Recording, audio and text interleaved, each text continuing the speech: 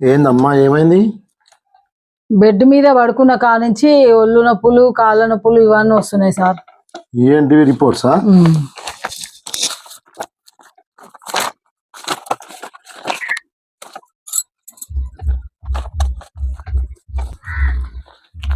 ఏం లేదమ్మా, బొక్కలు అరిగిపోయినట్టుంది, ఆపరేషన్ చేయాల్సి వస్తుంది.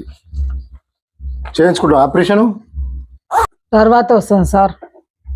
సరే, వీలైనంత తొందరగా చేయించుకోండి.